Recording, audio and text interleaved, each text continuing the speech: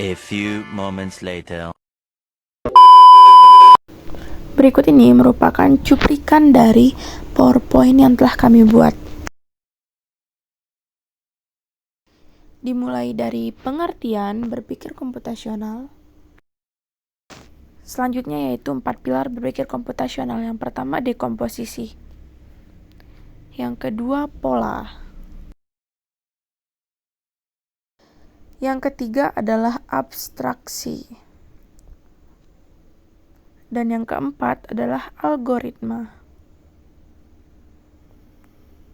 Selanjutnya adalah proses berpikir komputasional yang terdiri dari pencarian, pengurutan, dan antrean atau tumpukan.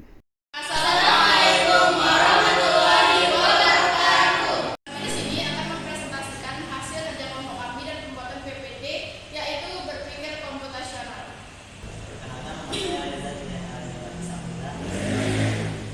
Perkenalkan, saya Vivi Najwa Maulida Putri, absen 33. Perkenalkan, saya Siti Nurmaiti Aulia Soleha, absen 32. Perkenalkan, nama saya Marika Fibrana Fiani, absen 20. Perkenalkan, nama saya Emra Periskan, absen 17.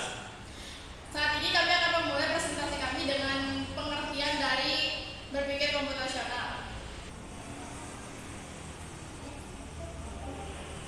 Yang pertama adalah pengertian dari berpikir komputasional. Berpikir komputasional merupakan sebuah konsep atau cara untuk mengamati masalah dan mencari solusi dari permasalahan tersebut dengan menerapkan teknologi ilmu komputer.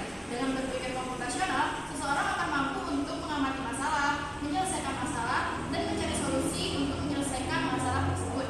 Pada dasarnya, berpikir komputasional memang mengadaptasi sebuah pemikiran atau cara kerja dari komputer. Akan tetapi, beberapa orang masih beranggapan bahwa berpikir komputasional itu harus memakai aplikasi dari komputer. Akan tetapi, pada dasarnya, pada kenyataannya yang dimaksud dalam berpikir komputasional itu tidak harus menggunakan komputer, namun bisa diaplikasikan dalam kehidupan sehari-hari jika ada masalah. Selanjutnya adalah 4 pilar berpikir komputasional yang akan dijelaskan oleh Melinda. Dekomposisi adalah fondasi berpikir komputasional yang melibatkan kemampuan untuk memecahkan masalah yang besar menjadi bagian-bagian yang lebih kecil dan lebih mudah diatasi. Dengan cara ini, seorang dapat lebih fokus untuk menyelesaikan setiap bagian secara efektif. Contohnya dalam menghadapi masalah kompleks seperti mengembangkan aplikasi web. Dekomposisi dapat membantu dalam membantu dan berbagi tugas menjadi bagian-bagian seperti desain antarmuka, pengembangan, manajemen bisnis, data. Yang kedua, pola. Pengenalan pola adalah fondasi berpikir komputasional yang melibatkan kemampuan untuk mengenali pola dan informasi yang tersusun dari data yang ada. Contohnya, dalam analisis data, pengenalan pola dapat membantu mengidentifikasi tren atau kecenderungan yang mungkin tidak terlihat pada pandangan pertama. Selanjutnya ada abstraksi. Abstraksi adalah fondasi berpikir komputasional yang melibatkan kemampuan untuk mengidentifikasi ide-ide pokok dan mengabaikan detail yang tidak relevan. Dari hasil abstraksi ini, kita dapat mengembangkan pola untuk memahami objek yang lebih jelas. Untuk memahami objek dengan lebih jelas. Contohnya, dalam pemrograman, abstraksi dapat digunakan untuk membuat fungsi atau prosedur yang dapat digunakan kembali tanpa harus mengulangi kode yang sama secara berulang. Selanjutnya yang keempat, yaitu algoritma. Algoritma adalah fondasi berpikir komputasional yang melibatkan kemampuan untuk merancang langkah-langkah logis dan terurut dalam menyelesaikan suatu masalah ataupun tugas. Dengan menggunakan algoritma ini, seseorang dapat merumuskan solusi yang efisien dan efektif. Contohnya itu seperti penjadwalan tugas.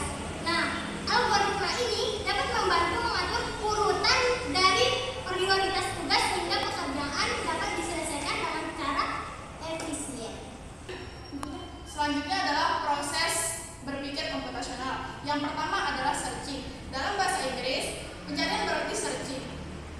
Dalam proses pencarian ini, kita diharuskan untuk mencari apapun, mulai dari benda, informasi, data, angka yang mampu membantu kita dalam mencari solusi untuk menyelesaikan masalah. Dalam pencarian ini, setidaknya ada 3 elemen yang harus ada. Yang